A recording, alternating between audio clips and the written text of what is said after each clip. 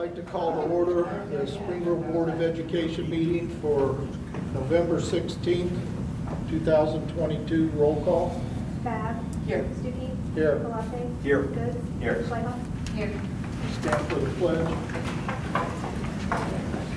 I pledge allegiance To the flag of the United States of America and to the republic for which it stands, one nation, under God, indivisible, with liberty and justice for all.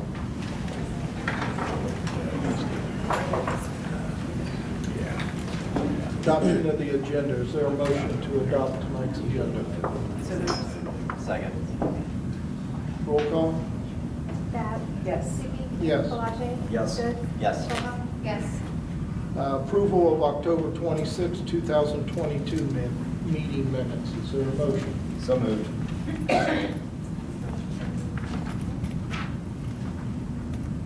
Roll call. Bab. Yes. Stuckey. Yes. Palate. Yes. Goods. Yes. Schleifer.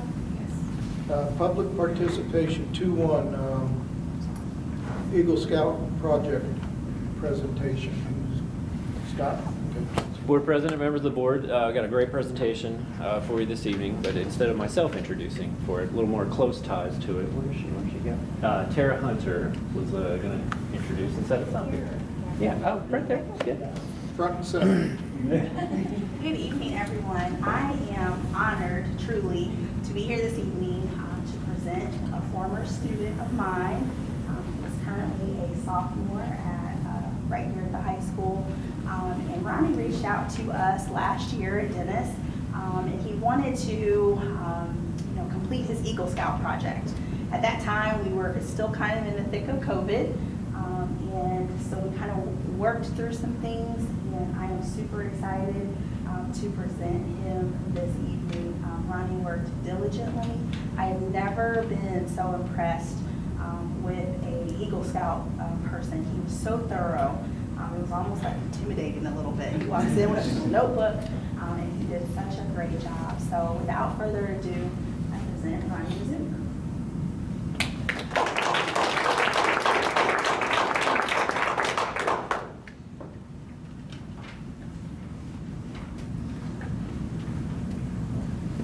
My name is Ronnie Mizuka. Good evening. My name is Ronnie Mizuka. I am a Boy Scout from Troop 7, a local Boy Scout troop here in Springboro, and I'm also a sophomore at Springboro High School. The reason I had done this project was I really wanted to give back to Dennis Elementary, the school I had gone to. It did a lot for me, and after COVID, I realized it was really important for schools to have a good sanitization system, and that's what had inspired me to do my project at the school. These are the design plans. It took 25 hours to create them. They were designed independently by me. I worked with my scout masters to make sure they would be ready to be designed and used. My goals were for them to be lightweight, easy to maintain, and to be efficient. I also designed them to not take over easy, to be moved around the school easily, to be used inside and outside of school, and to fit inside the doorways. They took 2 days to construct. A total of 9 scouts and 5 adults had attended, and a total of 45 hours were put into constructing the stations. The adults had cut the lumber, and the scouts had assembled and measured the stations using the blueprints I provided.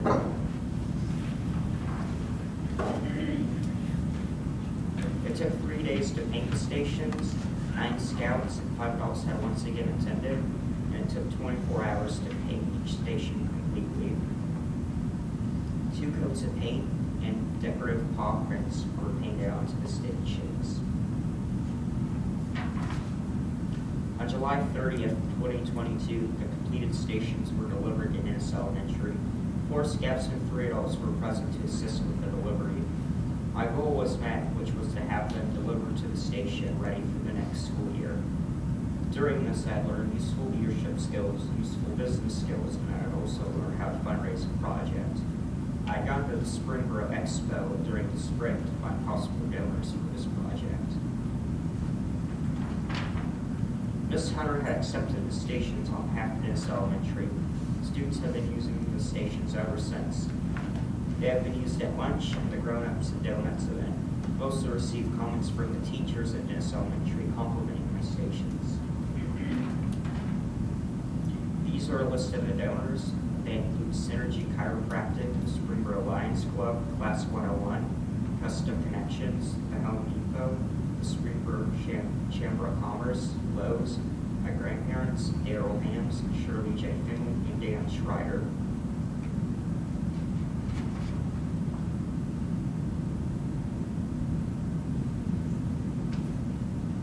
That is it. Any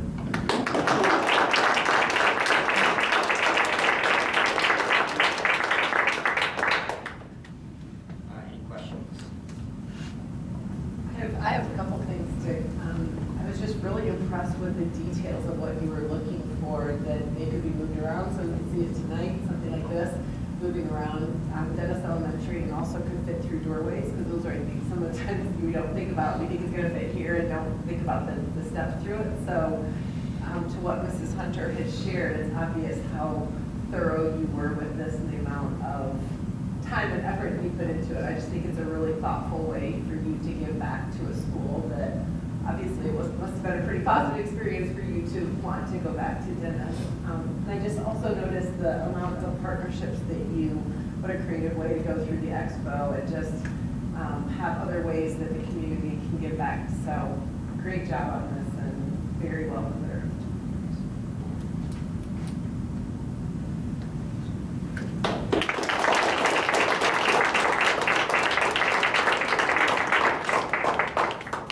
We'll do a quick photo. But I'll do it differently this time. I'll have you guys come out, because I want to give this same type of station.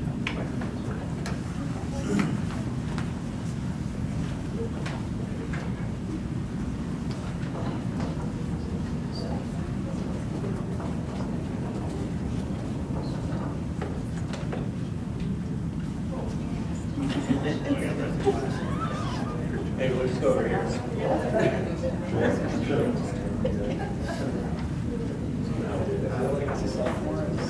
Usually it's like seniors. Like starting.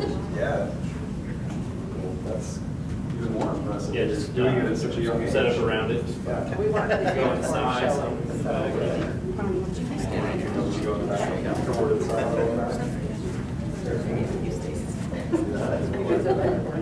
Still got it right on that side. Yeah, we need a little more.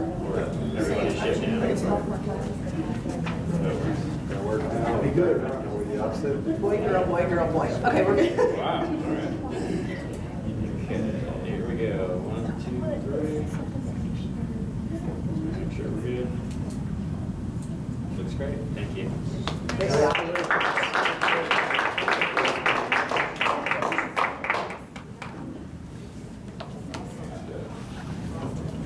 That's a family commitment, so congratulations to all of you. You guys wheel it over here. They're all, they're down. Well, thank you. Thank you. Thank you.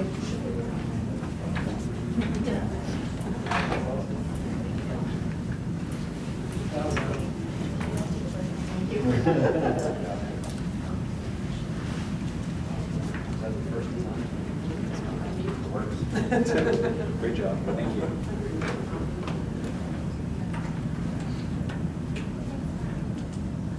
Okay, moving on, 2.2, anybody from Springboro Education Association? From the classified employees? We didn't have public participation. All right. Moving on, convene for the work session. As we go over this, if there are questions from the audience, you can ask after each of our sessions. There's not that many there, but if you have a question, just raise your hand. And I guess we're up to strategic plan update. Absolutely. Mr. President, members of the board, hello. It's been 4 months since we began work on the strategic plan. I have to have tape on mine because I haven't opened so much. The cover is coming off. This year, we are focusing on 43 action steps to move us forward from our plan. This work has taken front and center. We actually redesigned our DLT, our district leadership agenda, so that strategic plan work is at the top of the agenda, and it aligns us to everything that we do. As you all know, we worked hard on this to bring it into the plan that it is today. And this is the promise that we are making to our community, that we are determined to move forward and to produce the best and brightest, both academically and socially, students that we possibly can post-pandemic. The plan isn't perfect, but we are making it work. And tonight, this amazing group of administrators that are actually boots on the ground doing the work are going to present to you from each section, because we felt that this isn't one person's plan. This is all of our plan that we are bringing to reality. And so I wanted you to hear from them stories and see photos of actually the work that we are undertaking in 4 short months. And it's exciting to see what we are getting accomplished. So team leaders are going to present with members from their team, not the full team, but to update you on the progress.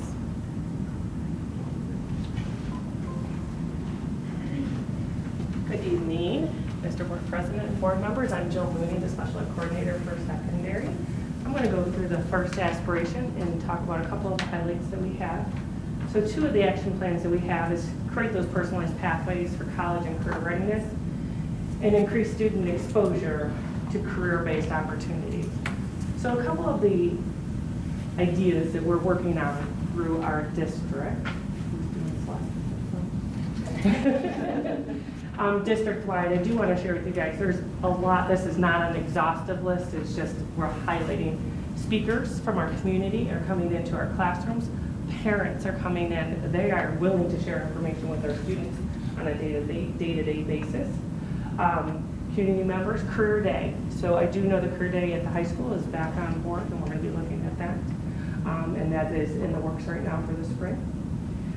Create an Ohio Means Jobs profile. We're not just creating that profile, we're interacting with that profile. So even though in the intermediate school, those profiles are being open, junior high, they're being revisited, high school, they're being revisited. So continuing to work through those interest inventories, looking at those profiles, and looking at opportunities. The Ohio Means Job, I can't even begin to tell you the wealth of information that's out there. I know in special education, we work with Ohio Means Jobs coordinators that are present and working with our staff. STEM-related courses through Warren County Career Center. So Project Lead the Way, can't say enough great things about that program. Continuing to work with our students and looking at careers that are based in that STEM-related field. 10th grade field trip to Warren County Career Center. It's back on. All 10th graders are going to go. All of them are going to the Career Center for a visit to look at the opportunities that the Career Center has and open that exposure piece for all of our students as an opportunity for them. Career goals, interests discussed and monitored. This year we did adopt the youth science curriculum. Beth, I do need your help on this one because that talks a little bit about interest inventories and Aptitude. It's an aptitude test to show like what areas the students are really interested and geared towards, and it gives them several selections, and it tells the schooling that they would need, and then they can kind of refine that search. So if they want to go to a 2-year school, then it tells them what occupations might be good, or if they want to go to a 4-year school, or if they don't want to go to school at all and it'd be a trade, that it kind of zeroes in on where their aptitude lies. That's the program, Youth Science? Yes. Curriculum? Yes. In what grade is that? 10th grade is given in our personal finance class, sorry. And my husband teaches that. What do you do if somebody got their finance from like online or like, you know, in college or something? Like when will those students be doing this? Say that again. Like if they did their finance class through CCP, Oh. how are we addressing those Well, to students? be honest with you, this is the very first semester that we've done it. Oh, So okay. we are kind of gearing in on how we capture all of those students. Gotcha. So they will have an counselors will opportunity. possibly be working with that. We're just kind of zeroing in on that. Okay, thanks. So this whole section, that's just kind of a highlight, guys, is looking at those interests of individual students and them starting to make those pathways for themselves. So opening up those exploration opportunities. The next part that we're also going to look at is increased student exposure to career-based opportunities. Can't say enough about this. This is probably the majority of our work in secondary. Work-based experiences in special education. Our students are back out into the community and they're working. Not only that, they're working within the buildings themselves, going through and learning those basic skills to be ready for employment. Real world experiences, real money, real world. Warren County Career Center tours for Springboro High School students. I do also know that some students did take some interest inventories and are continuing to look at honing those skills to look at the Career Center if that's an opportunity for them. We are partnering with St. Clair Community College in multiple levels looking at the apprentice exploration program. Not only that, we're also working with St. Clair and our special education and looking at their Tartan Tops program for the majority of our students are being exposed to that for college, for special ed also. Springboro Chamber of Commerce, our transition coordinator in special ed has partnered with them and our school district has partnered with them working on developing that career day and that Ohio Means Jobs. And college representatives are in our buildings for fall visits. So again, just an overview, not an exhaustive list, and we're continuing to grow as we're working through this to make sure the students are working towards their desired goals for their future. Okay. Thank you.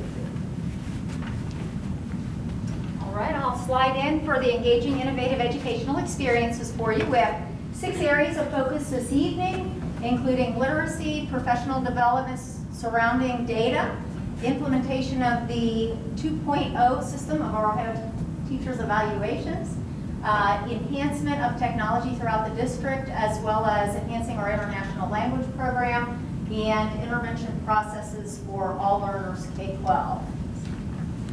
So starting with literacy, we have 6 buildings who are doing really good things across the district. So I want to highlight they're here and they're here to answer questions for us on any of these items. I'm just presenting it. They're doing the work.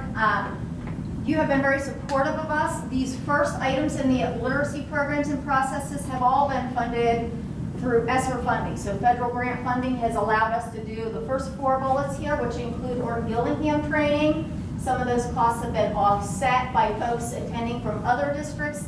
The remaining costs of that have been picked up through ESSER funds. An increase in decodable text within our classrooms and our primary grades. Again, ESSER funding on that one. Lexia implementation through grades 2 through 6, ESSER funded. And integration of literacy and science through the Amplify Science program that you approved last year that has gone into all classrooms in grades 1 through 5 this year. So that is based on the science of reading. That's why it's falling under the literacy programs and processes, even though it's science. So we've seen a lot of writing, content area reading in the science area through Amplify, and we're really thrilled with some of the results that our students are coming out with. Professional development was necessary to improve teachers' use of data for a couple reasons. One, we brought MAP into the district, again, ESSER funded.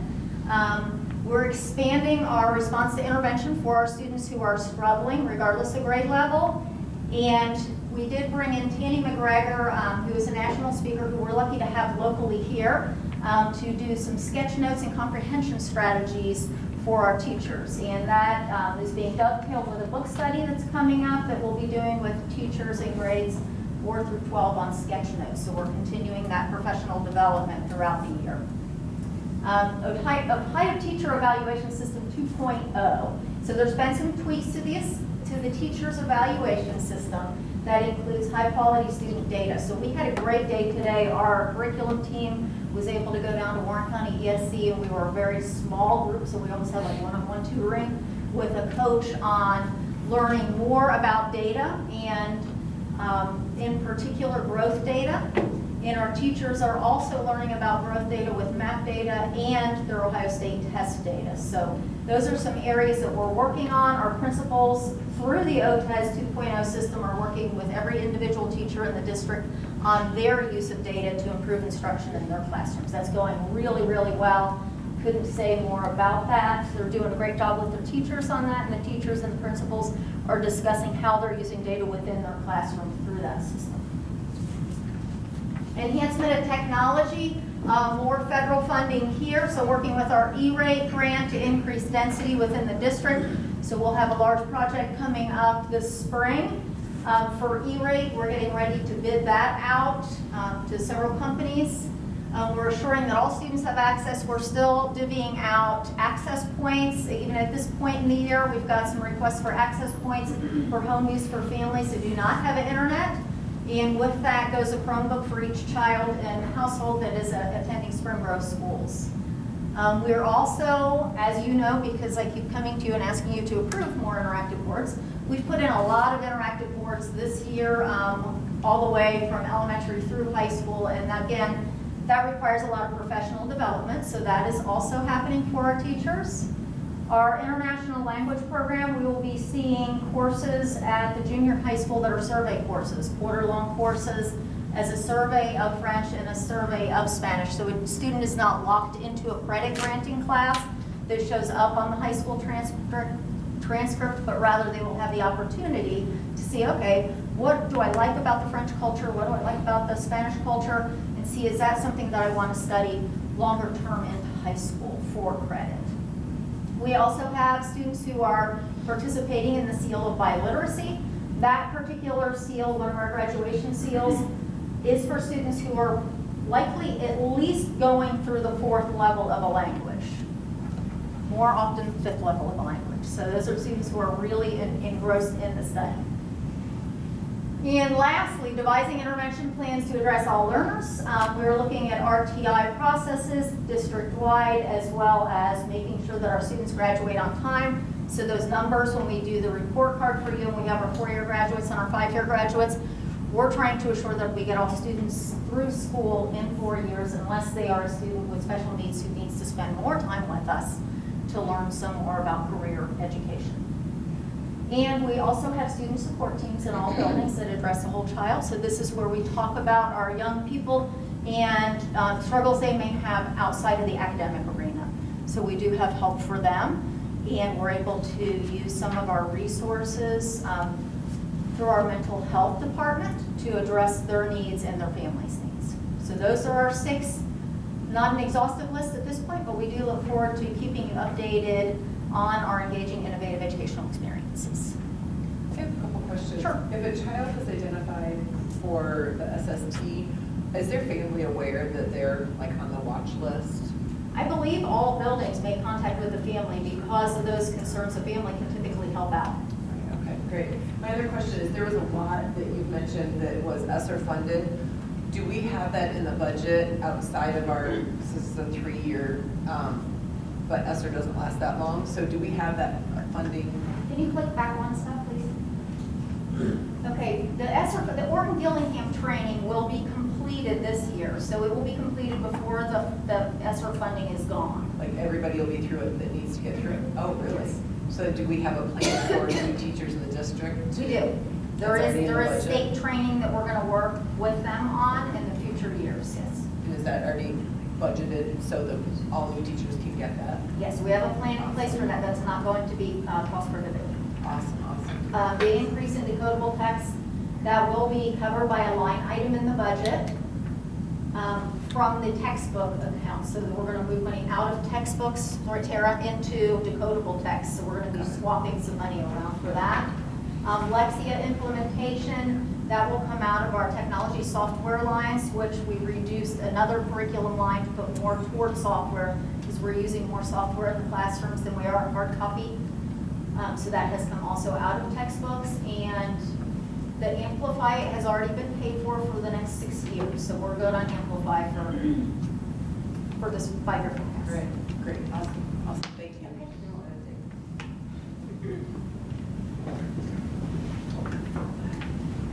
All right, we get section 3. We're going to take the team approach. Yeah, this is about the people, right? And we know that you're asking questions about budget. This is where most of our budget goes, is into our people. And I think one thing to speak for our cabinet team is we want to invest in people, and our work really started by investing in the great leaders in the buildings, because we know that the more we invest in them as principals, the more that they're going to invest in their teachers, and then the more positive change that we're going to see. I mean, the best thing we can do for a kid is put a quality teacher in front of them. So the best thing we can do for a quality teacher is put a quality principal in front of them. So that has really been our goal this year and what we've done. And as Carrie said, it's early, so there's lots to come as we've been doing this for really 4 months. So there's 3 areas that we're going to really talk about. Is our investment in culture, which is going to run much deeper, how we've created some systems for coaching, and then the ways that we support staff. So our very first investment in culture, is, like I said, was really an investment in our building leaders. Immediately what we did, and I know Carrie alluded to this, was we redesigned our building leadership, not just the agenda, but the process. So Mr. Barton and Ms. Hunter, they assist myself and Assistant Superintendent Cook to design our agendas each month. And it's really tailored to say, what do you need as building leaders, and how can we really support that? So we had one today. I think it was fun. I think it was purposeful. And I think it was productive, which is more than anything. I mean, the last thing we need to do is pull our principals out of meetings and then have them sit with us for 2 or 3 or 4 hours and not really get anything out of it. So the best thing that I think we do in these meetings is be quiet and let them all talk. And they're going to share some stories about how productive that's been. We also, an investment in culture and our leaders, we weren't really doing a lot from a district office perspective with our assistant principals. So we created a similar structure where Ms. Jones at Clear Creek and Mr. Barger at SI, they work with Assistant Superintendent Cook and myself. And we don't just duplicate our district leadership agenda and say, hey, assistants, you guys drink from this fire hose. We actually tailor it to their role. And we're talking about things that they're dealing with around school safety, PBIS. I know we're going to talk about RTI when we meet with them tomorrow. So we really work to co-create that experience. And I think from that, some special things have come out that you guys are going to share, right? Yeah, so that picture is actually an example of how our district leadership meetings have been restructured. That was an activity that was really beneficial at the beginning of the year.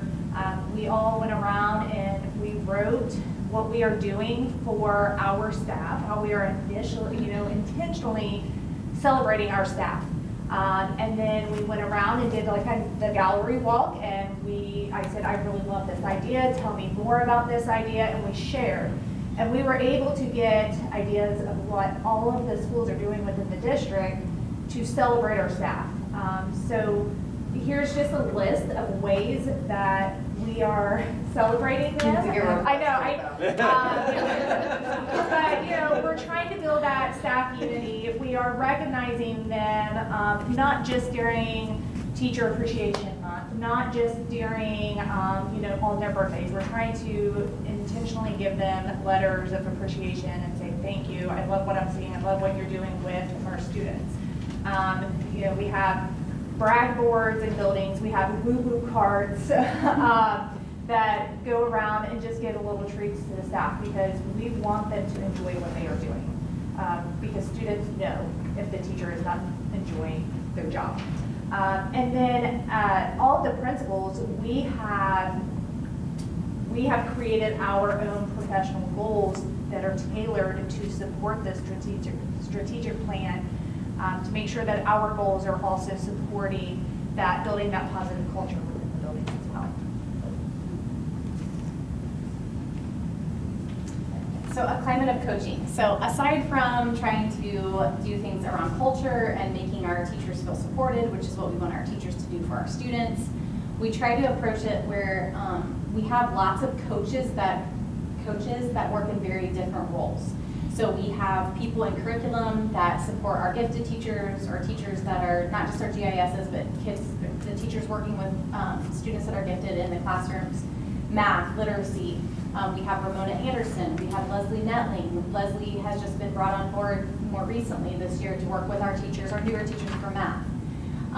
Really, Liz has been a kind of, even though she's our literacy coordinator, kind of an informal coach that I would say our teachers aren't afraid to go to Liz and say, hey, I really need help restructuring how my reading block looks. Can you help me with that? Technology, Amy Romas, Cheryl Winter, people reach out to them. I know even as a classroom teacher, I did. Hey, I want to do this project, but I'm not really sure yet how to use this. Can you come either teach something in my class or show me so I can make sure I roll it out the right way? Our RESA program, our mentor program, supporting those new teachers that really need that in their first couple years of teaching. Same with special ed. And then there's lots of things that are even kind of not formal on paper coaching, but as a principal, if I see that a new teacher, whether they're new or they're just new to Springboro, is struggling, I mean, the right thing to do isn't try to get rid of them. How can I kind of coach them up? What supports do they need? And sometimes that means we're creating informal opportunities that this is a strong intervention specialist. I'm going to pair them with this teacher so they get the support that they need.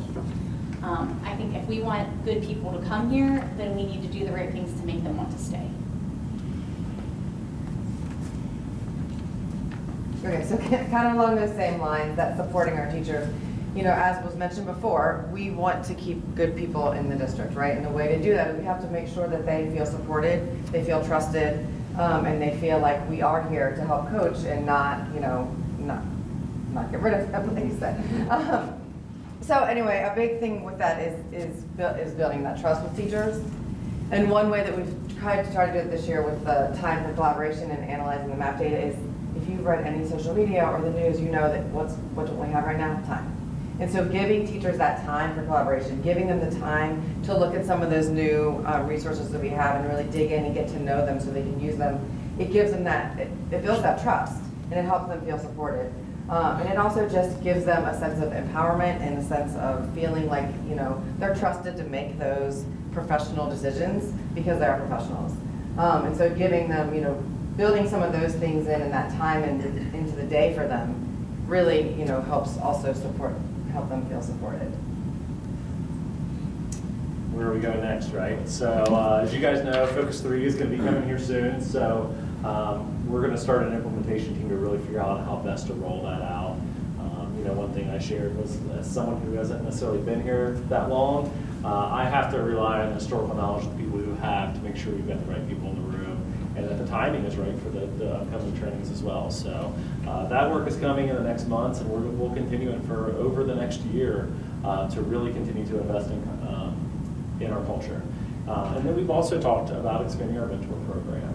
It came up from one of the principals who they said, we have these first year teachers who come in and they do a great job because we give them a lot of support through the mentoring program and they're regularly meeting. But then if we get someone who maybe has taught for 5 years and they're out of that program, they may understand teaching, but do they understand teaching in Springboro? So that's going to be a shift that we make to see how we can tailor that to their needs.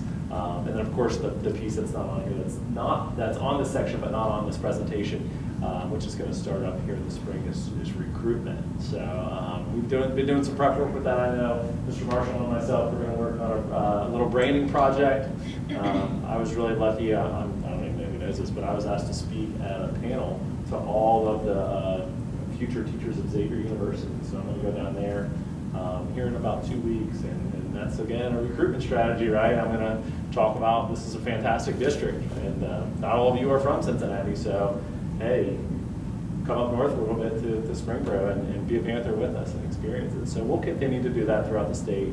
We're looking at job fairs. We're trying to figure out exactly how many teachers they have coming out so we can be efficient in our process. So we're excited about this work. I just love to hear this about culture, because I think that's one thing that we've had room to grow with retention and making sure, when you're an educator and you're feeling like you're struggling with something, the further down you get, the harder it gets in your head, the easier it is to walk away. And we're not the highest paying district, so financially that's not going to be the thing that keeps them there.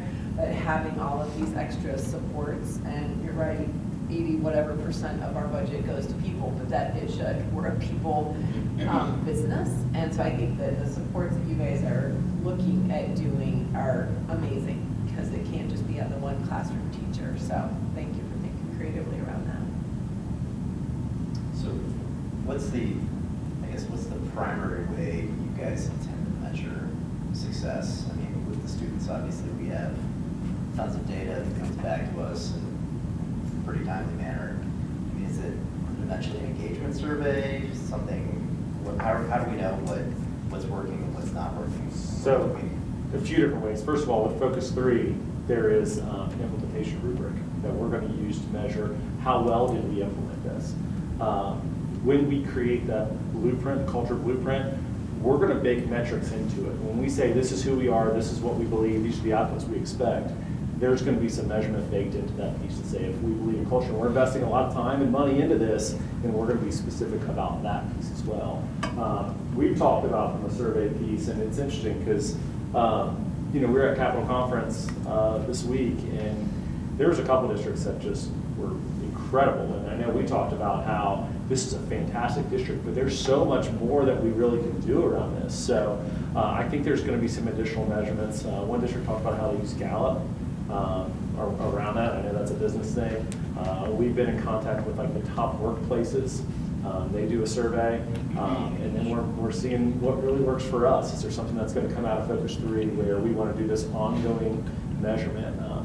Mr. Goods, it's very interesting what you talk about, because when I came here initially, I actually brought a student and staff survey around culture and climate, but we pressed pause on it because I don't want to just take something that I feel like has worked somewhere and install it here, right? We need to understand, I need to understand the culture and climate here, really focus on those outcomes that we're trying to meet and tailor something to that. So those are things that are definitely on our mind. There's some that we definitely know, and there's some that we have an idea about how we figure out, but we don't want to create something that might prohibit us from really installing the culture that we want.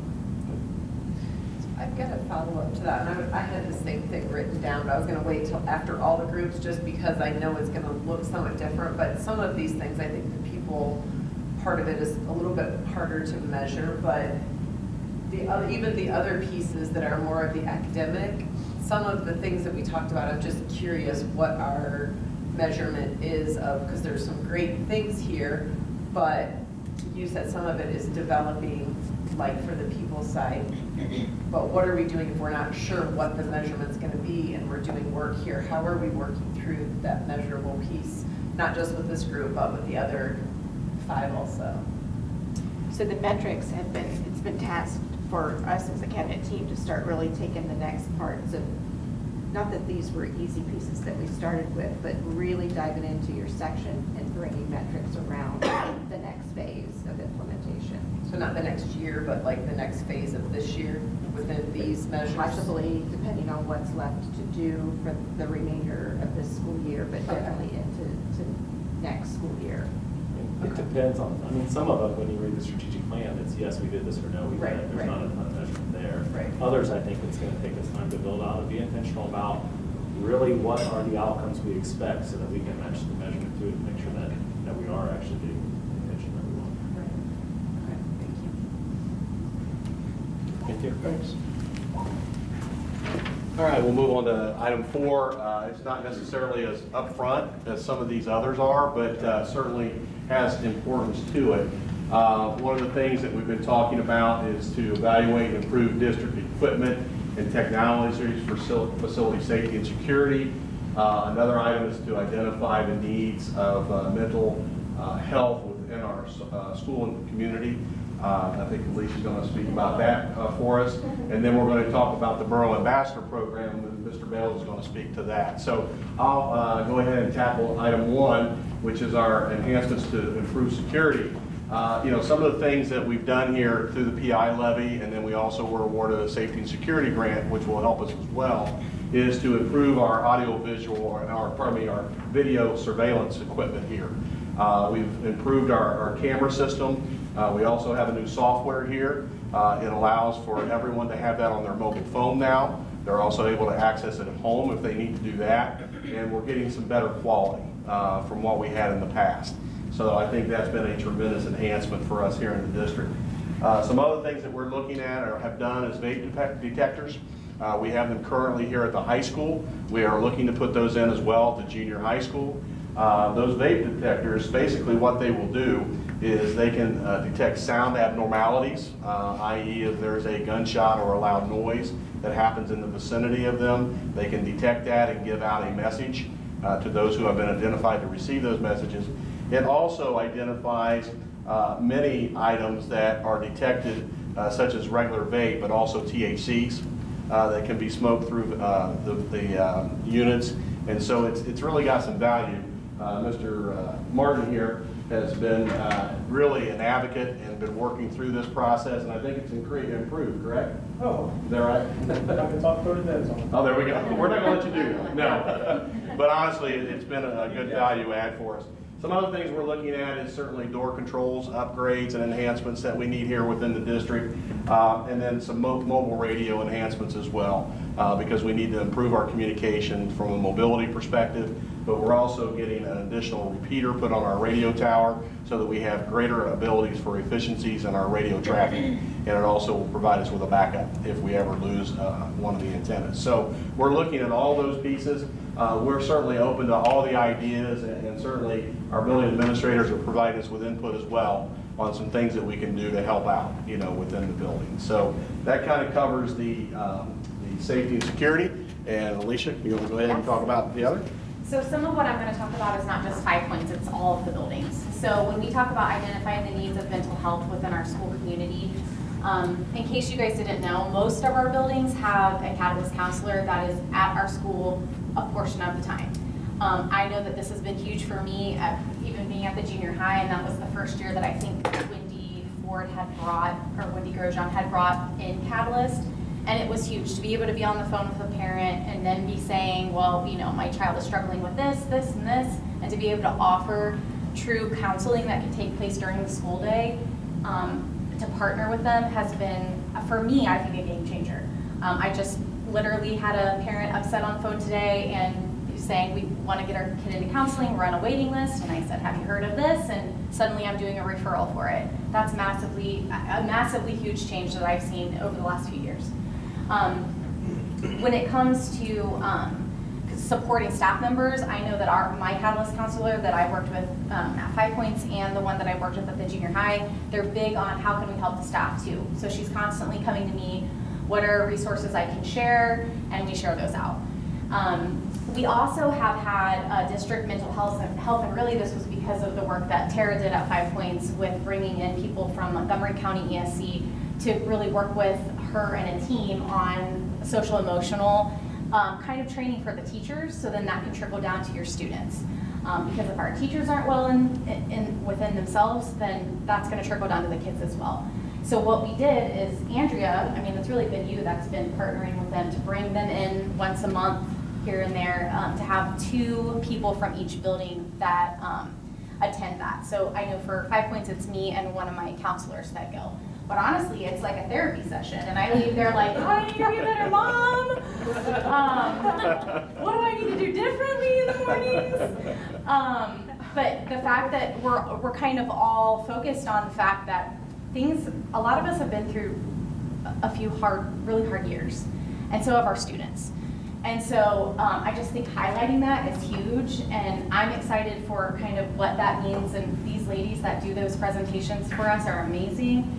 And all I can think about is how can I help bring this to my staff so that they can bring that to our students. So I think that's mental health of all of us, or it's in the forefront of our thinking at all times. Collaboration with community organizations. A lot of us in our schools partner with the churches around us, real life churches at 5 Points. They're amazing. Just like, they're constantly asking, what can we do? And I'm like, well, I'd really like to feed my staff the night of conferences and the next day. And there they are, getting a ridiculous amount of Chick-fil-A to my school and just making it happen. And if Chick-fil-A is not cheap. So I know they spend hundreds and hundreds of dollars on us just to support our people on a day like that. Rotary Club, we have, Dennis and 5 Points just recently, Rotary Club donated dictionaries. I'm sure you guys probably saw that. Springboro Optimist Club, we have an Optimist Club at 5 Points. I know you guys still have a Junior Optimist Club at Dennis, and we have them kind of all, we partner with them constantly, and most of you know Willie. He's amazing, and just the fact that he'll call me up and say, I have this idea, and we will roll with it and find out what we need to do to make things happen, like whether it's a dance or whatnot. Springboro Community Assistance Center, and again, this is not just 5 Points, all of our buildings do a tremendous job of really, especially around the holidays, coming together for how can we support the food pantry, getting things that they need. We usually have a ridiculous amount of donations that happen, And just recently at 5 Points, we've done a 5 Points giving tree where the items on there, and I mean, honestly, it was amazing because conference night, we had 2 trees with things all over the trees that the Springboro Community Assistance Center is asking for families. Almost all of the stars in the trees were gone. It was pretty incredible in just a few hours. So, I mean, and at 5 Points, something specific that we have once a month, we've partnered with Matt Spitz. He runs kind of our all-pro dad parent group at 5 Points. We have a chapter at 5 Points, and once a month he comes in with donuts, bagels, all sorts of things that are generally donated, and dads have breakfast and have just kind of an engaging morning with their kids. It started last year, and we probably had, the first meeting was in this tiny room, and there were probably 10 dads there, and the last one that we had last month literally had over 95 people there, and I was like, well, we're gonna have to change the time because this is not working for parking. But it's good to see that many people want to come out and just be with their child on a Friday morning and have a donut together. So, and again, this is just highlighting some of the things we're doing. There's more happening all over the district, but I think we do a good job partnering with organizations. Great, thank you. Yeah. Mr. Bales? Yep, so I'm excited to be a part of Springboro Ambassadors. It's a core group of staff members. They're being trained in diversity and inclusion to support the school community. I think it's really neat that Ms. Hester and Mr. Tudor, being the superintendent, assistant superintendent, are very invested in this. They come to the meetings.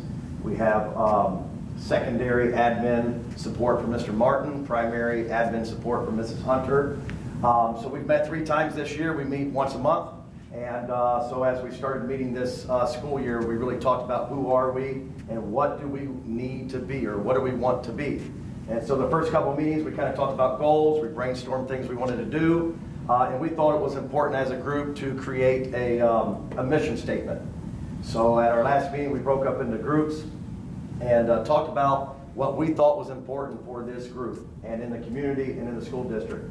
And we come together, we put some of our statements together, and we come up with what we thought would be a great mission statement for Springboro Ambassadors.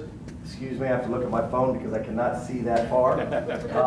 But we thought that our mission statement was advocates who support cultural competencies and cultivate acceptance to create a safe and inclusive environment for all learners throughout Springboro schools. And we got 20+ members. Representatives from each school building. We're excited to be a part of the group. We're excited to learn. One of the things that we're going to start actually at the end of November, in December, is we have training coming to us.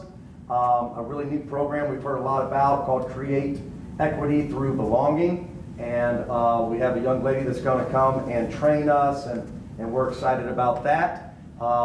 Some things that we have going on in the district. As you walk out tonight, you'll see in the atrium here at the high school, we had a culture celebration. I know some of you came and actually viewed it last week, but that's been a really neat thing. You can see all of our pillars out there decorated. And then in the community, this started actually last year, we're continuing it this year, is Springboro Buddies.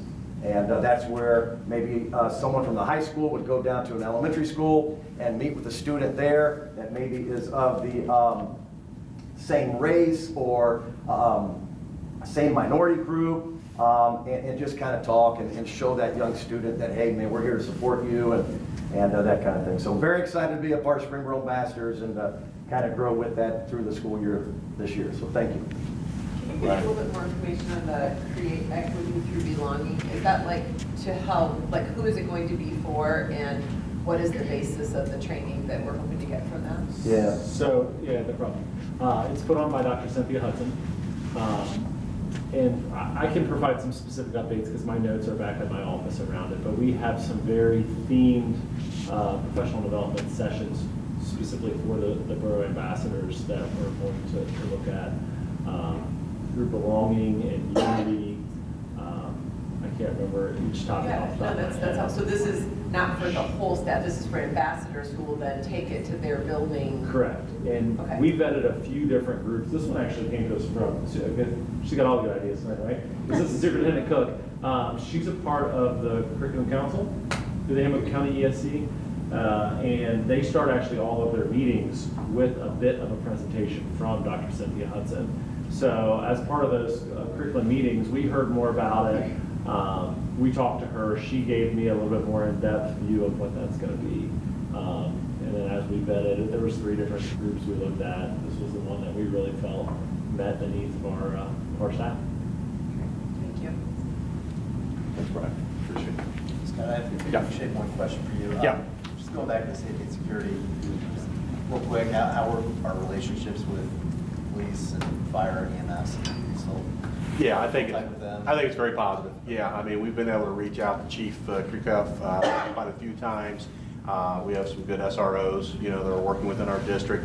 The Fire Marshal, Larry Campbell, he's fantastic. I just spoke with him today. So they're very accessible when we need them, and they're very responsive when we need them.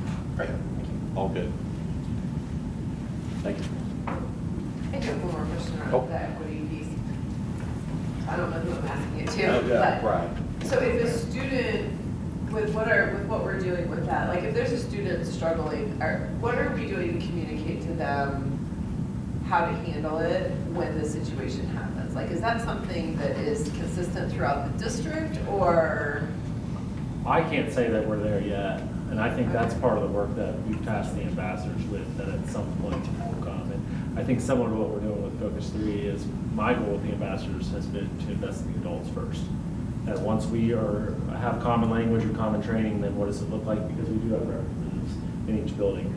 The principals would have to answer how they deal with specific instances, and I don't know if we want to go through an exhaustive list right now. Yeah. We're not quite yet. I don't think we're quite there where we have consistent response when these things arise yet.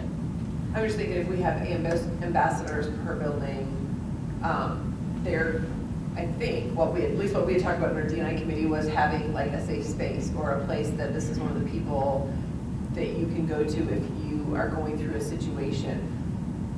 Even I totally get that we want, common language, but there's still, like, when it's happening right now, is there something that we could do to, even if we don't have everything in place? Because I know from personally in our own family, there's that, I don't want to say anything, I don't want to be that kid, what if they know? There's all of that, and it's really, really real. So I totally respect that we want to have this rolled out, but is there potentially an in-between of communicating out of, hey, we get it, some of this is happening, and when this happens, go do this? Because even though they might know that, like in high school, all the principals or a lot of them are there in the lunchroom, but there still is this, I don't want to be that kid that's telling on somebody for calling me the N-word, right? So that's my only challenge with this. I totally get it that we need to wait, but yet I think if we could have a stopgap to help us with the communication in between.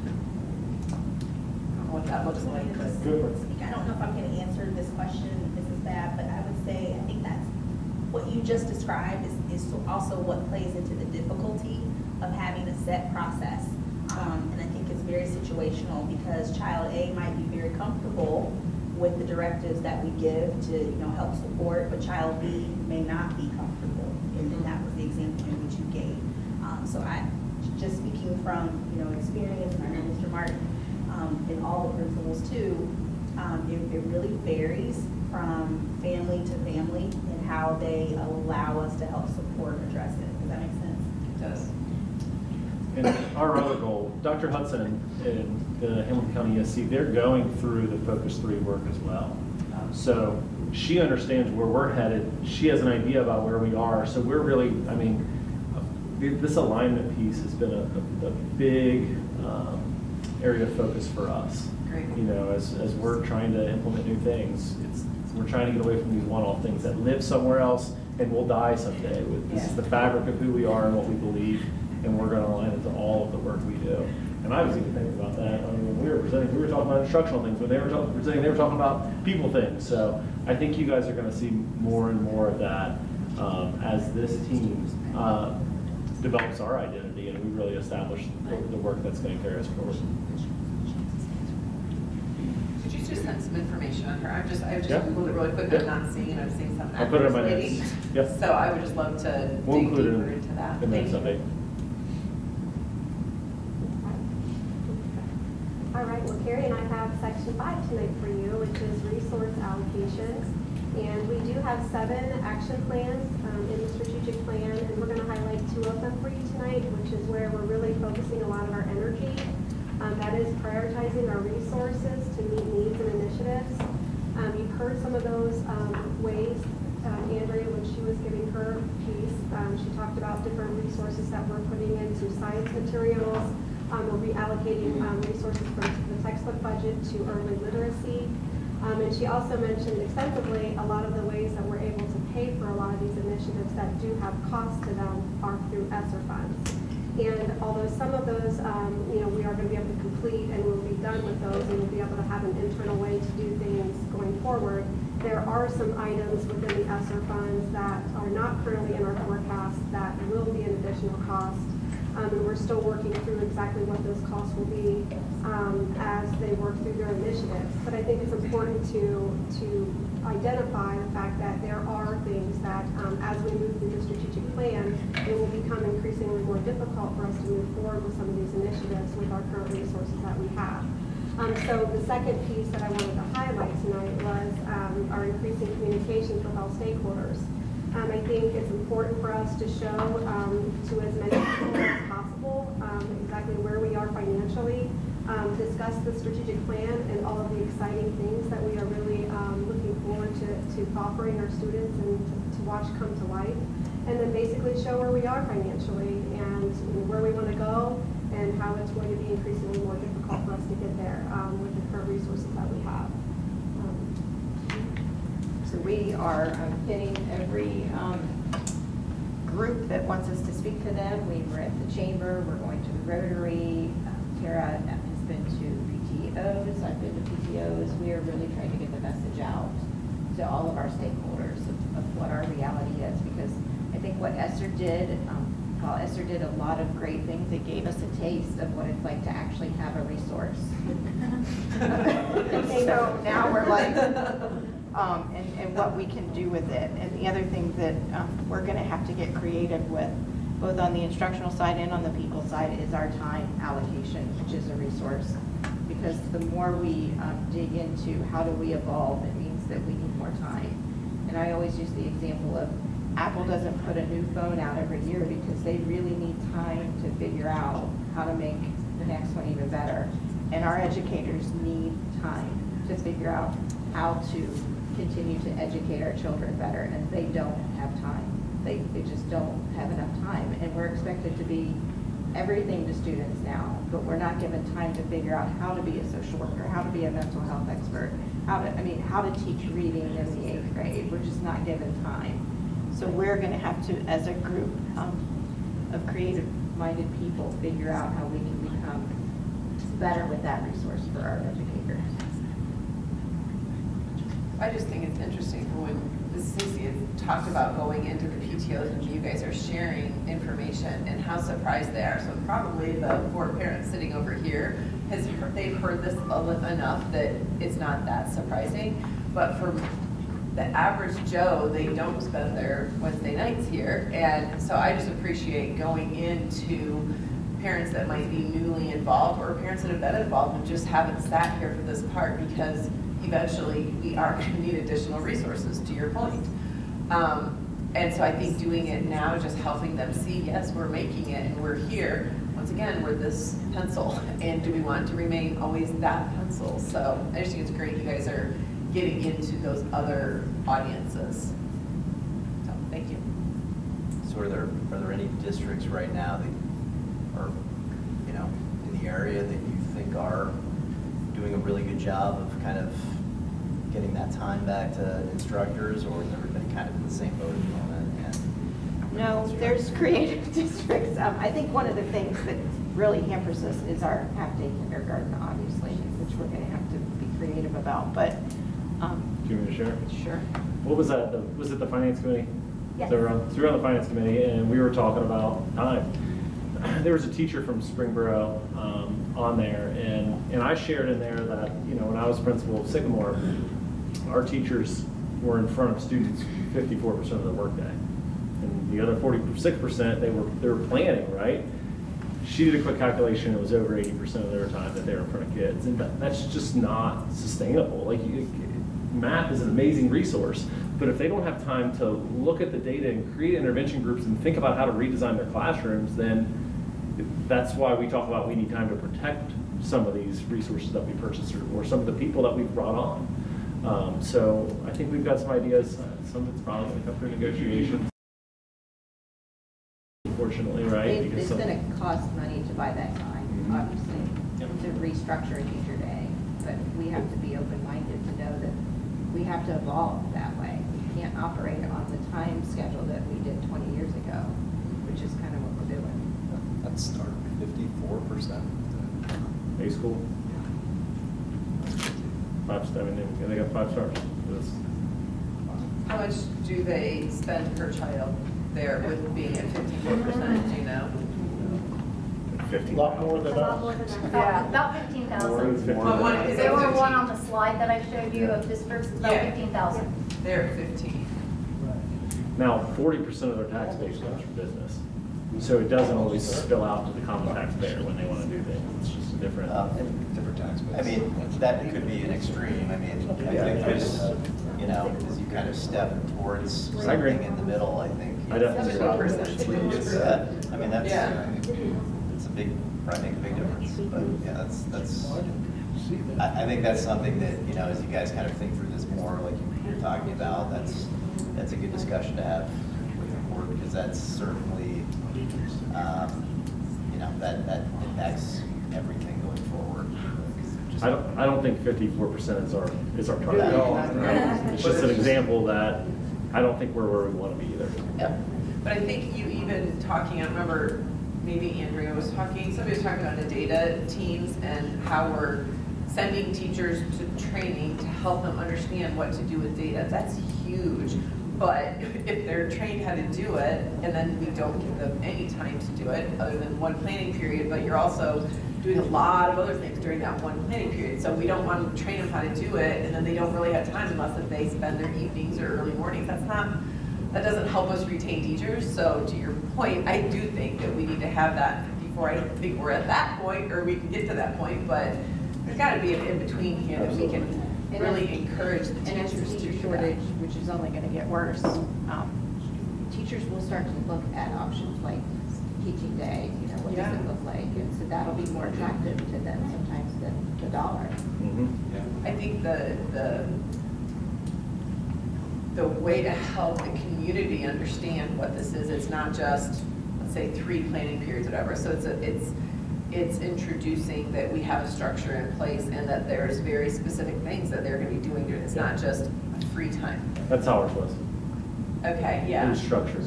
Yeah, so it's like they're not directly in front of my child, but they're taking all that information to say, what can I do better to educate that child, and especially they're at risk, so. But I mean, to kind of take that point one step further, I mean, if, let's say that, you know, so we're at 85% right now, somewhere in that neighborhood, let's say we took it to 70, okay, for that 15%, here's what we would use that time for, you know, 5% for data analysis, 5% for some additional instructional planning, 5% for mental health, you know, whatever it ends up being. I think that would help us kind of visualize, okay, here's how we're moving things around today. Makes a lot of sense what you're saying. I also don't think just because we're at 4 stars right now, I mean, we have one area that we need to increase load, that doesn't, or we're at 5. There is not an overall rating, but if you took all of our stars and averaged, we're at 5.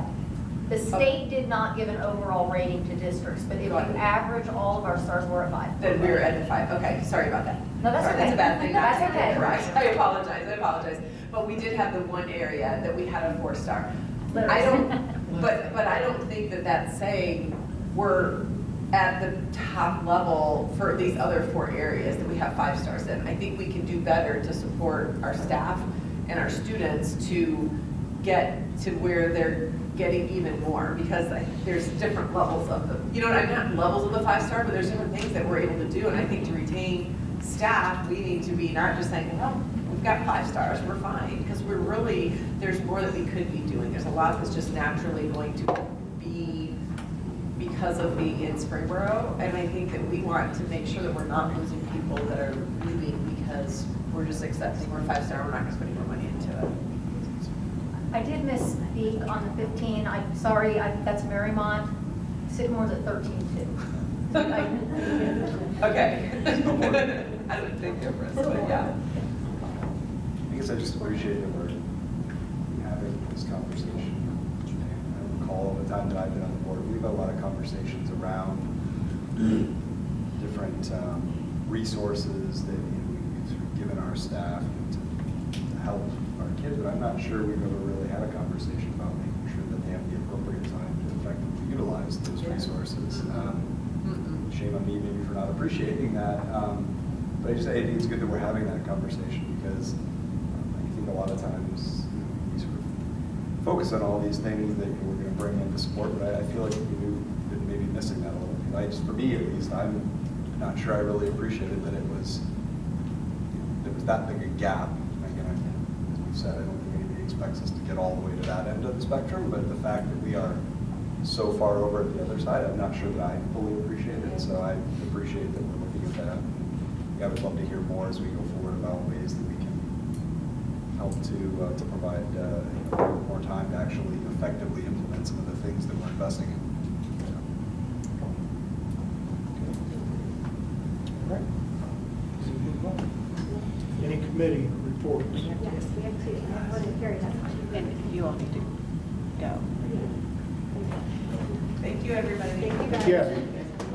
It's going to get more exciting. You don't have to.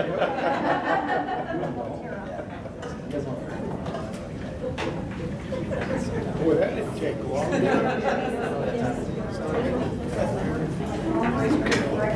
That include me. They've got comments on this. Community. How are they gonna? When can they ask? Was it on a strategic plan? Yes, I wait this over. No, right. Yeah, no. Yeah, you guys can wait a Where is second. that going? I know. You guys want them to wait?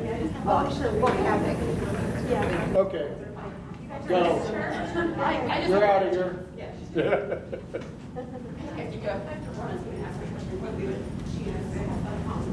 Hi, good evening, members of the board.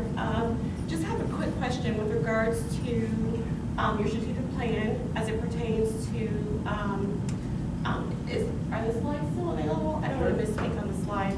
It was a slide about the, I don't want to say, I've got D&I on the brain, but that's not what it says. It's like the Borough Ambassadors. Yeah. Okay, I understand that there aren't a lot of processes in place right now in terms of how to create consistency with student comments or feedback or things that happen in the classrooms. But just bring attention to recent events that have been made public through social media. The students in Texas who reported their student, or their teacher rather, making a comment that he felt like his race was superior. I was really proud of a couple boys in particular that told the teacher that they were beginning to respect him as an authority and have respect for his teacher, but after that comment, they no longer have respect for him. I understand it was a young lady who reported it. I just want to know, like, if that happens, pray that it doesn't, but in this district, in a classroom, where do the students go? Who do they turn to? What are the processes? I know that it varies by teacher, if they can have their phone out in the classroom or not, so just what are they to do, and what is the ambassador's role in that situation? I'll speak out and I just say students are very quick to report. I think all of the buildings build such positive relationships with the students. Yes, you are going to have some of those students that don't want to be the tattletale, but majority of the students are very quick to report anything inappropriate that is happening. Whether it's with a teacher, a sub, another student, they are going to a teacher that they trust, they're going to an administrator or their counselor. And we typically find out that day. And we also have the anonymous reporting system, so their students do use that as well to inform us for that. And as you're working through your guidelines, sort of have you identified repercussions? So obviously this is an extreme case, that teacher was terminated, but what's, so that, and also like there's retaliation, right? So, through work, do with harassment, training all the time, and retaliation is a big component of it, so people fear being isolated or retaliated. So have you probably not identified specific punishments? Well, I'll speak, Mrs. Hester, if that's okay. Without divulging too much, I had a situation last spring where students immediately left the cafeteria to come and find me. And they reported some activity, and I listened, I took statements, and I think every principal would do the exact same thing. I'm confident in our admin team. Once all statements were collected, I immediately reached out to HR. That was under Mrs. Hester's leadership at that time. And I would say that some pretty swift action was taken because what the students reported was accurate and it was inappropriate. And the district quickly communicated that it would not be tolerated. And I think that we've seen that across all departments, from transportation to teachers, if necessary. I think the biggest thing is just getting students to come and communicate it to us. But I don't think there's an admin on our team who wouldn't sit and listen and take it seriously. So, Thank you very much. I will share also just personal experience at the high school this year. Jimmy here did a fabulous job because we had a situation and just doesn't want to be that person who's calling it out. And so I talked to Jimmy about it, and he did a great job of not making it obvious that the report was from my son. And so because they walk around the cafeteria all the time, he kind of pulled these kids apart, I said, hey, I kind of heard some things when I was walking around. And so it didn't at all put it on D.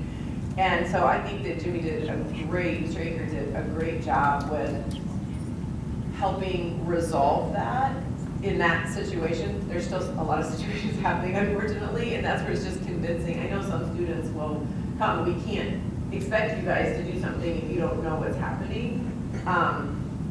So that's where I'm trying to figure out that balance of how do we get kids to feel more and more comfortable that they can share, because I was super impressed with how it was handled across the board with that situation. I would say to see something, say something, because I see every report that comes through. It's becoming more popular, and you can put anonymous up there, and we immediately, the principals get it per building, and they're immediately looked into. So that word of mouth with kids they're using it for everything. Do we do something in the buildings to maybe survey students to see if they have a person they feel comfortable going to, whether it's the custodian or whether it's the secretary or whether it's a science teacher? Yes. Like for the high school we do. For the high school we send out a climate survey to our kids. I was just looking at it. I think we had like 13 or 1,400 responses last year for it. And it covers an array of different things, but one of those is do you have a go-to person? Somebody who's inspired you, do you feel safe? We go through a list of questions. And we actually kind of created through our PBIS team, which has students are part of that. And then we sent that out, so that covers exactly what you're talking about. We do that March timeframe.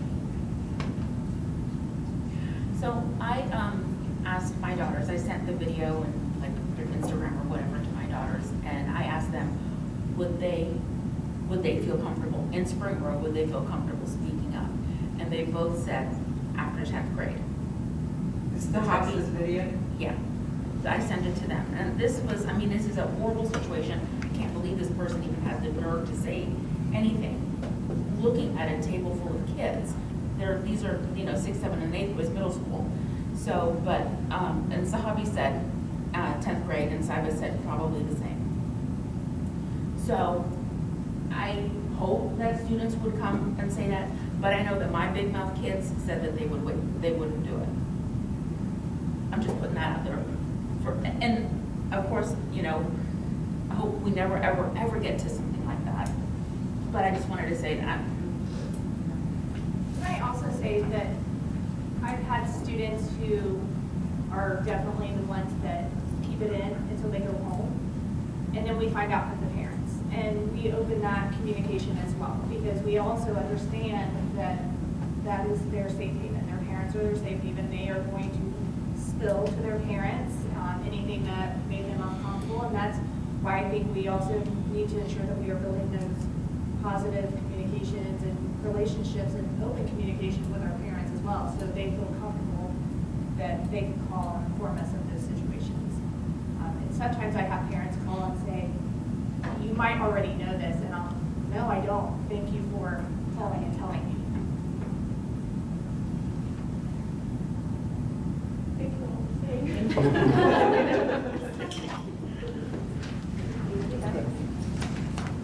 Committee reports. Yes, committee reports. I'll go first. We had budget and finance on November 11th. We actually took a deep dive into the 5-year forecast. I know everybody was so excited to discuss that, but I really wanted to hone in the beginning of the meeting on our line 6.010 of our forecast, and that's the line that depicts the revenue surplus or deficit. And I really wanted the group to understand that although our cash balances might look okay, for the next several years, that line 6.010 of the forecast is what really highlights where our district is heading financially long-term. And that is the metrics that we use to really make future financial decisions. And so I really wanted the group to understand that where we were going is deficit spending, that it's actually compounding each year for 4 years out of the 5 of our forecast. So we discussed that in great detail, and we also talked about the different assumptions that I have in the forecast for salaries and benefits, state funding. We talked about the pipeline. So we really hit on most of the major pieces, state funding being one of the biggest ones because we'll have a new biennium budget coming here that will start in July. And just, due to our finances being so tight that any, change in that could affect our cash balances pretty greatly. So we talked about a lot of different things. That's where Mr. Tudor had mentioned that we also talked about time for teachers and staff, and that's where this analysis that we're going to do now. Because I had actually asked the group, is there anything that I could provide you a slide or some sort of metrics that would be profound to you that would help us express our financial situation other than the ones that I usually provide to them. And that was one of the metrics that Matt Tudor thought would be really interesting, is to find out what the teacher day does look like around other districts, in comparison to ours. So I'll be working with him and the rest of the admin team on coming up with some of those visuals that we'll be able to really show so that we can use those for future discussions. But our next meeting for budget finance will be in February, so we'll continue on. Okay. Eric, could you remind me, and maybe this, I'll just say for your treasurer report. Sorry. Policy committee.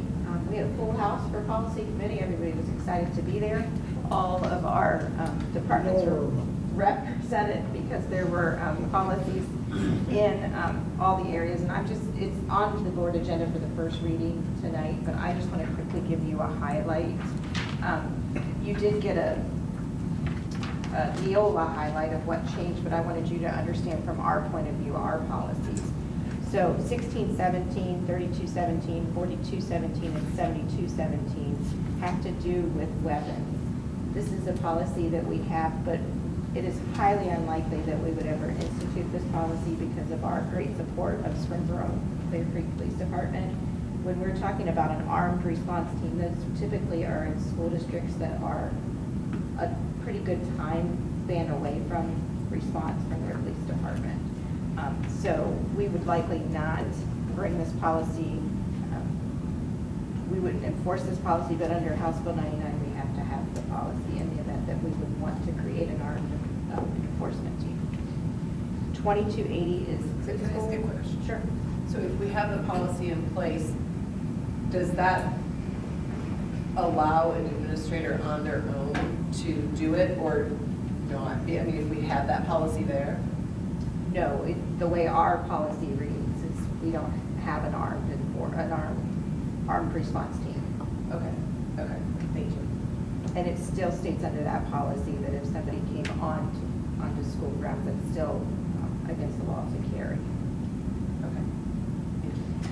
2280 is a preschool policy. Ours was pretty up to par, but we did add dates of August 1st and age 3. And then what that policy does under the new law, and again, all of these have been brought to us because of change in legislation, but it just gave a better definition of what makes up a preschool classroom.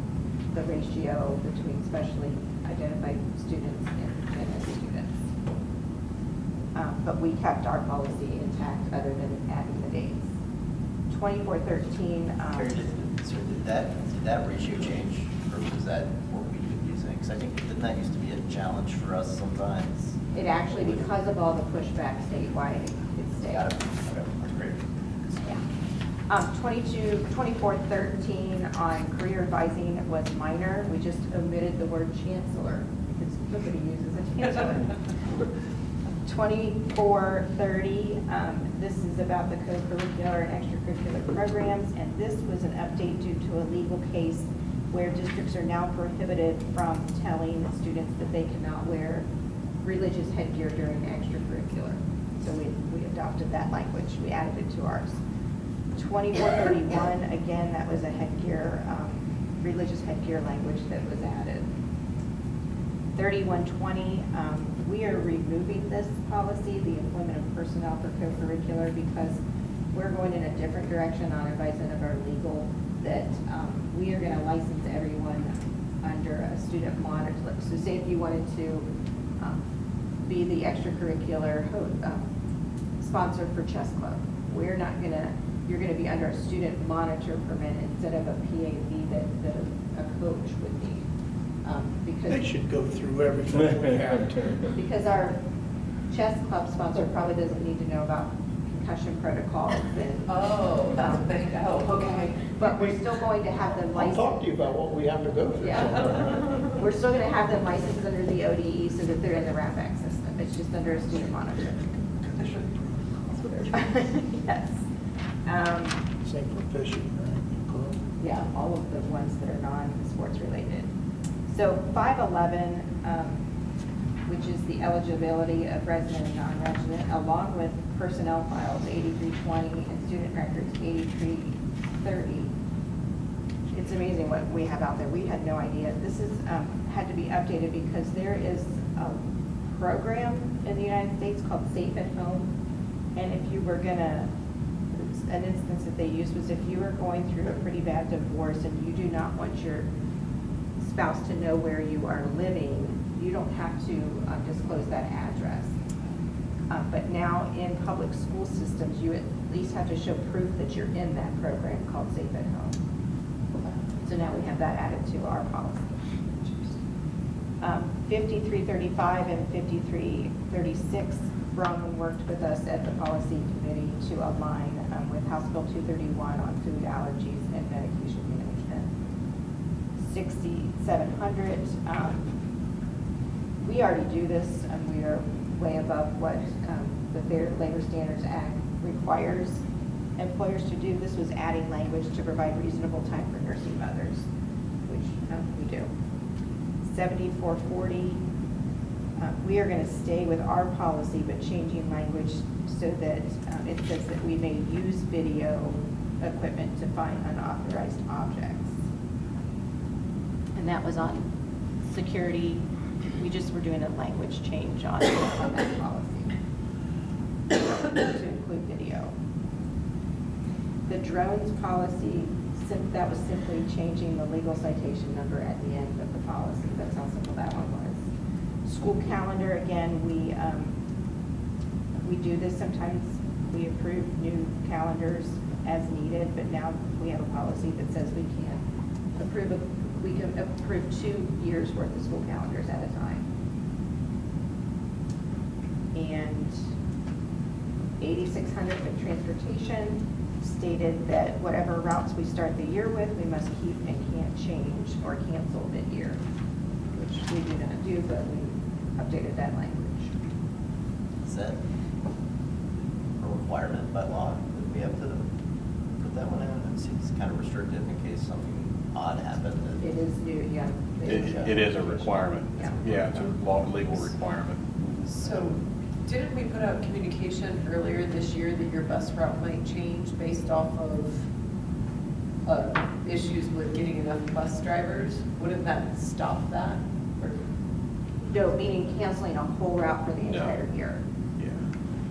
So you can adjust it, you can move the bus where they have to go a mile, and right now they only have to go 3 houses, but as long as we still provide busing? We would still be picking up those kids via a route process, so nothing would change there. But if we have a route that's taking kids somewhere, okay? Like another school? Yeah, or another school, or even here, we cannot eliminate that route, is the way that that works. So if we start something for transport, we must maintain it. I don't understand how that. I feel like the simple thing that I learned on that policy was Yeah. that if, say, a school district started to have financial trouble, you couldn't just say, I'm cutting out my default busing, like after school starts. Yeah. Well, you're required to transport every kid from kindergarten through 8th grade. Yes, that's So, what I'm and saying. outside of a 2-mile radius technically. That's But, that's why I'm confused, why this Yeah. policy, because we're required to do Yeah. that. The Right, high I school said think that. that makes sense. Yeah. yeah. And it's more set up for, I think, when you're taking kids to another area other than your own. Where we just approve the whole Yeah. schools that aren't feasible to deliver to or Yeah. put in for Yeah. transport. Right, right. Okay. Is there any new business? David, you did some. I have a question. Oh, yes. And forgive me, I don't remember the policy numbers, but in the 2 policies that are about religious headgear, is there going to be any provision for hairstyles? Or, I don't know how all of that is currently within the documents. This was for extracurricular activities, like a soccer match, you can't, coaches were saying you have to take that off because it's a safety issue. Hairstyles, I would be more under a I just dress don't know, code. like, I know like there have been some things, and of course, following news and social media and whatnot, there have been some sensational stories where, athletes are getting their hair cut like during a match, before a match, and things like that because their hairstyle does not meet whatever the guidelines are. So I'm just asking this just from a questions standpoint. I was talking to my husband about that. I'm like, isn't it kind of a detriment for you to have long hair because that becomes part of your uniform or, however, but just, still just kind of wanted to throw that out there. I didn't know if that was anything that needed to be thought of, discussed. In the old days, it might be, the coach might decide what the hair length was or what, but now I don't know of any of our coaches that require, anything about the hair, to be honest. I know I don't, so, and I was pretty old fashioned. I guess my question though is, what if we hired, since coaches get a contract 1 year at a time, what if we hired somebody that did have, and they said, I don't like dreads, and so you can't have dreads down here or whatever.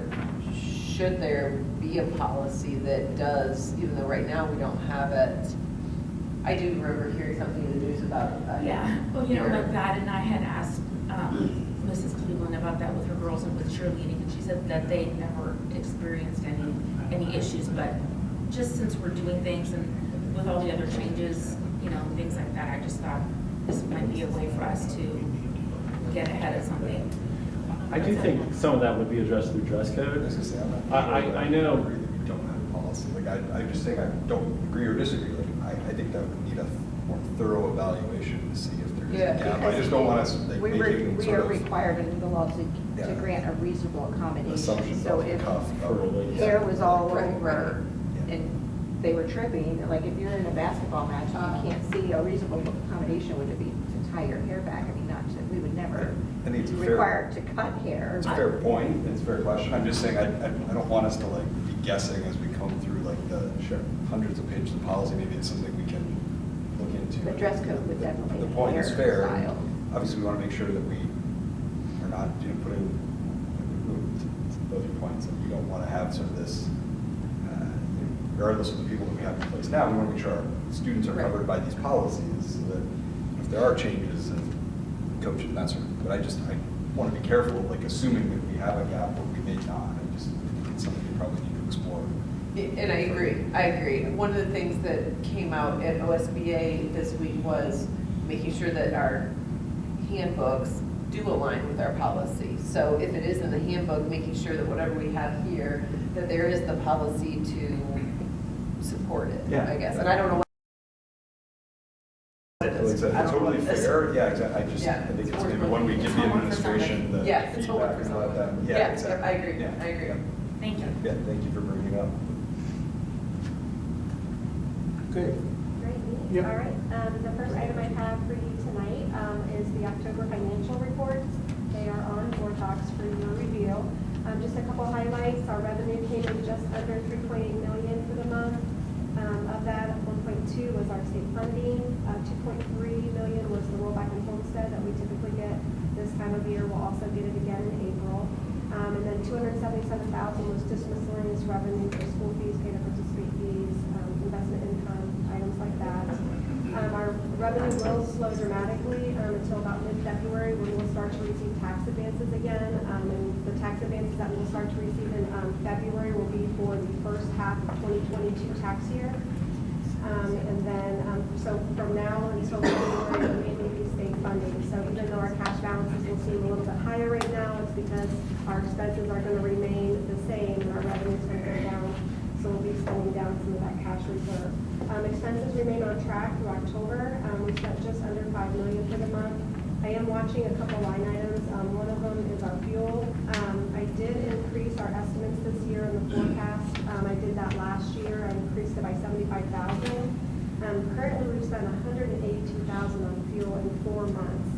So I went back and I looked at 2019 before the pandemic, and we had spent about $101,000. So we're about an 80% increase on our fuel right now. So I'm watching that just to see if I need to increase our estimates for the May forecast. But right now, I'm hopeful that maybe through the winter months, and then we'll have Christmas break and spring break, and so maybe some of our bills will start to kind of come down. They've been quite high this year. So the hope is that maybe gas prices will also kind of come down a little bit, but we'll have to watch. And so I might have to bend those up if they're still trending that high for May. We closed the month 18.9 million, which is about 114 days of cash on hand. And I'm still expecting for us to end the school year about 85 days of cash on hand. So those are the financials. That's the first item. We have to do these two separately. The second one is the approval of the 5-year forecast for November that I gave at the last board meeting, the presentation. So that's on for approval tonight. It needs to be approved and sent to the state by November 30th. Will you present that again? Sunday at 5. So we have to vote on this first. Is there a motion? So moved.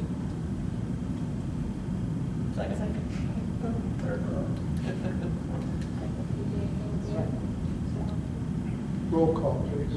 Actually, I think, do you have a question, Dan? Oh, It was actually for 4-2, so, It's what? for 4-2. Oh, my next one. Oh, that's on this one too. Yeah, that's Oh, I thought it was already voted. Yeah, we're ready for 4-1 Got and it. 4-2. I'll just email you, it's just on. So, Okay, yeah. yeah, and let me know too, because I can maybe circle back to see, because you weren't here for the presentation, so I can. Yeah, I picked through it. Long and short of it is, I'm just curious about everything we've learned about the housing developments and kind of what's in versus what's out. So again, not anything. Yeah, I've got some estimates in there for new construction, about $20 million a year, so we can chat on that too. Okay.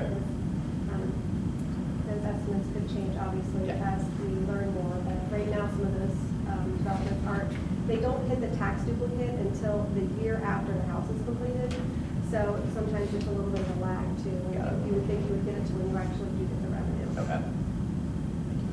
okay, well, I have a question. Sure. 5-year forecast, that's got something about athletics or could, and that's why I can't vote on. Yes, you can't vote on that. It's because we pay for our supplementals out of the general fund.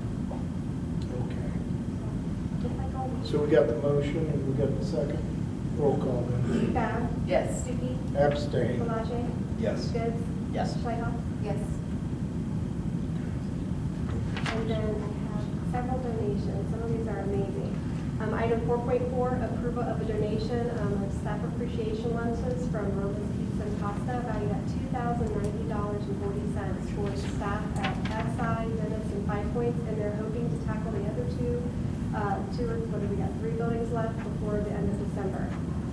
So that's just amazing. So could you send out the dates so we could maybe Stop by for lunch. go for lunch? It's just amazing. Item 4.5, approval of donation of $1,000 from Northrop Grumman to the robotics program. They do this every year. It's also an amazing donation. Item 4.6, approval of a donation of $9,270 from the Wayne Kemper Memorial Golf Outing to the Wayne Kemper Memorial Scholarship Fund. That's amazing that they were able to raise that much money through that. That's awesome. Item 4.7, approval of a donation of admission cost of $320 from the junior high touring the Harmon Museum by an anonymous donor. And then item 4.8 is the approval of those items.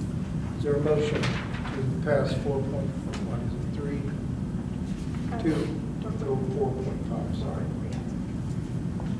So moved. Second. Any discussion? Pretty awesome. Roll call? Bab? Yes. Stuckey? Yes. Palage? Yes. Goods? Yes. Whitehall? Assessor. Yes, tonight is the first reading of policies that were discussed in the committee report for the policy committee. We don't have to We don't do anything until There's your second first reading. reading and then second reading. That leaves us, yeah, Mr. Two. Mr. Board President, members of the board, I bring to you tonight our personnel report, which is pretty standard at this point, so It's not very long. it's not very long tonight.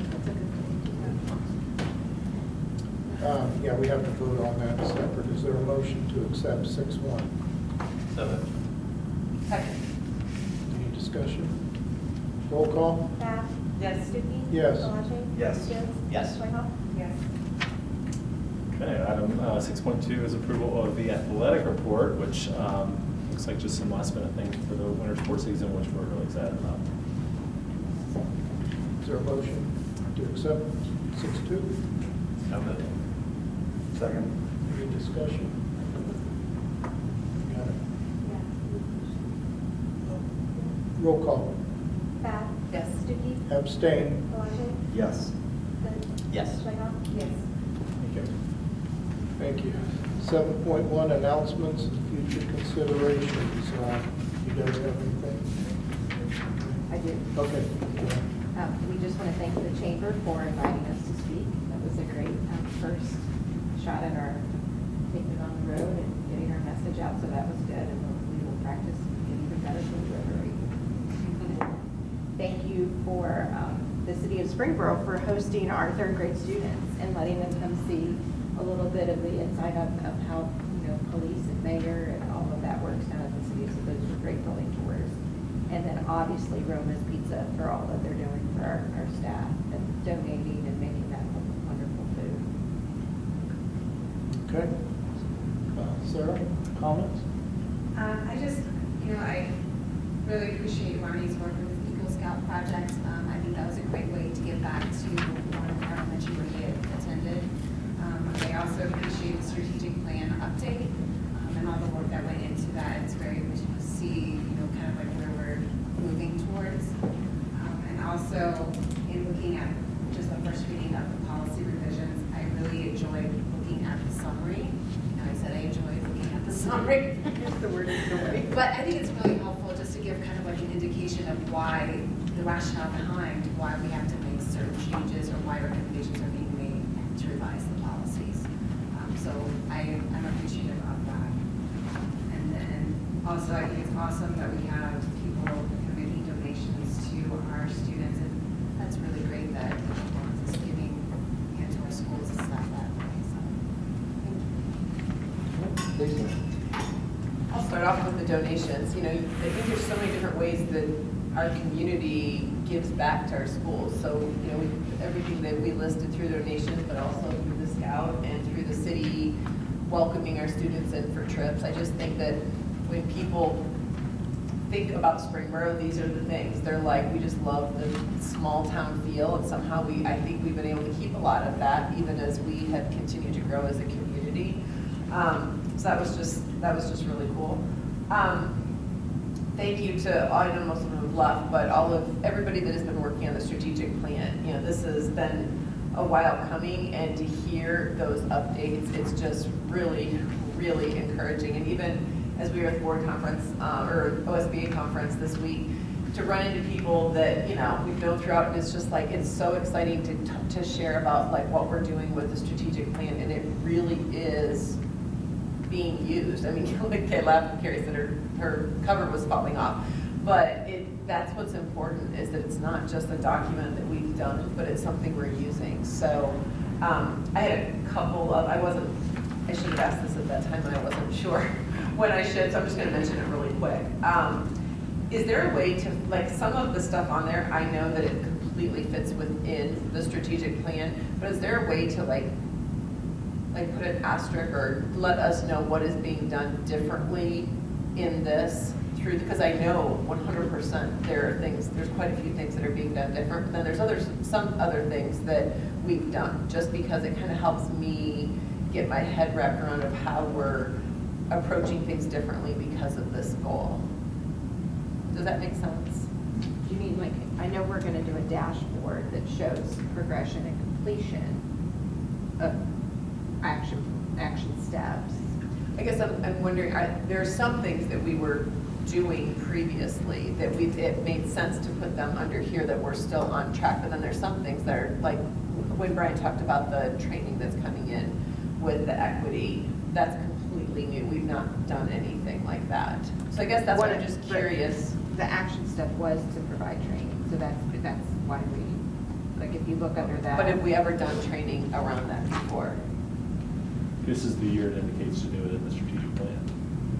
So is everything in here new things that we've done? That we're doing. It's all new. I mean, there's some things that are, everything we put on there. I know when I did all of the red, it was things that we've never done. Okay, that's what I wasn't sure on. Okay, Yeah. thank you.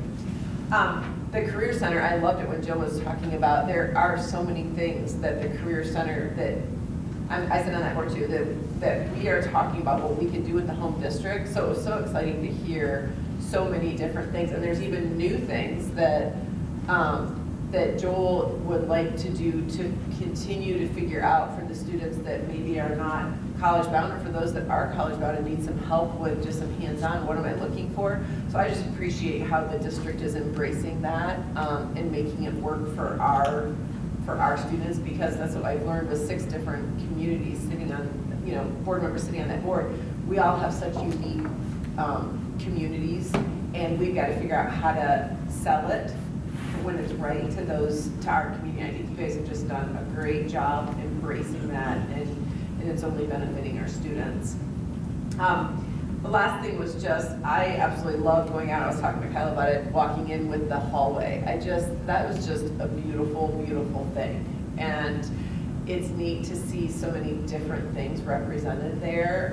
So I just appreciate the attention to that, and that this was something that you took the time to work with. And you said there was a multitude of groups that are involved with this. So I just think that's where working through this, it's baby steps. And that's just a neat example of what we're doing to recognize. And you were saying that a student came out and was just noticing, what pillar was it? The Middle Eastern. The Middle Eastern, and he was videoing the whole thing. And Kyle asked him later, and he said it just meant so much that that was out there. So I just think that's an amazing, amazing thing we're doing, to just respect the many different, the diversity that is in our building. So thank you for that. That was it. Thanks.